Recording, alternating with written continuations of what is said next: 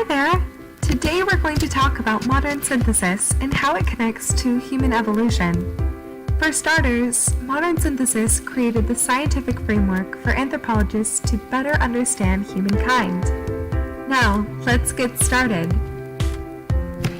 Charles Darwin's theory of modern evolution continues to be one of the most agreeable explanations in academia, not only because it connects modern synthesis to human evolution, but because it helps clarify how and why evolution occurs.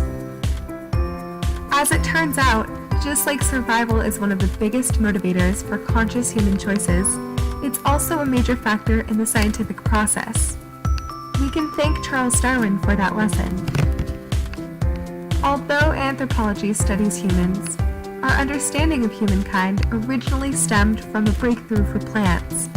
This breakthrough dates back to 1865, but at the time, it was pretty controversial.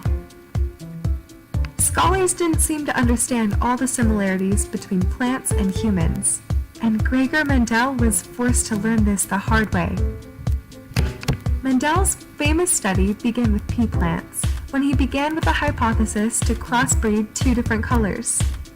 He thought that if he crossed a purple-flowered pea plant with a white-flowered pea plant, he'd breed a new shade of light purple petals. To his surprise, his hypothesis was wrong. Mendel ended up with tons of dark purple petals, and a small fraction of them stayed white. He conducted nearly 5,000 trials, but he kept getting the same result. Sound familiar?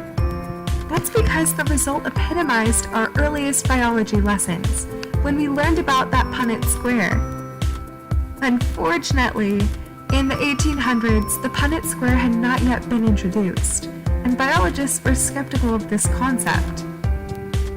Now, let's talk about why Mendel had so many purple flowers and not that many white. Because purple flowers were the dominant gene, it surpassed the recessive white petal gene in the majority of trials.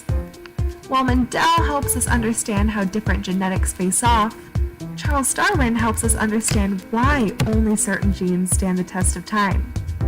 The answer is survival. As specific species and subspecies die off over time, they prove their genetics are unworthy of being passed on. In other words, natural selection rejects harmful genetics just as it reinforces the useful ones. Genetics that survive the test of time are considered the most favorable, as they naturally increase the likeliness of the next organism surviving. Here's an example. Imagine if the white flowers were extra sensitive to the sun. Now pretend that it becomes common that the plants die before they reproduce, because they're so damaged from the sun. If the white flowers eventually become extinct and the purple flowers live on, this would be natural selection. Now, let's pretend we're talking about humans again. Although humans don't vary in petal color, we do vary in skin color. And, depending on where you live in the world, your skin color can help you survive.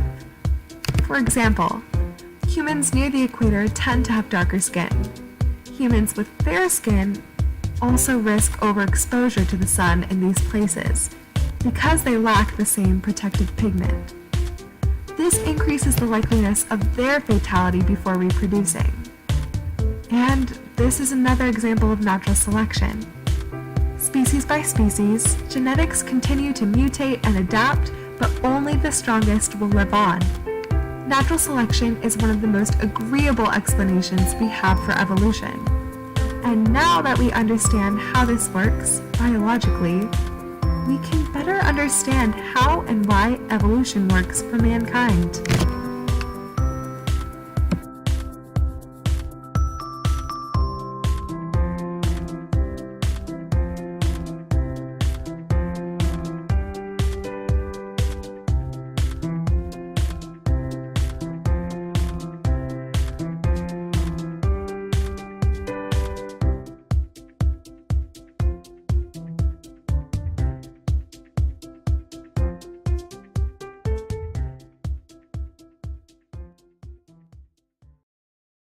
Created using Powtoon.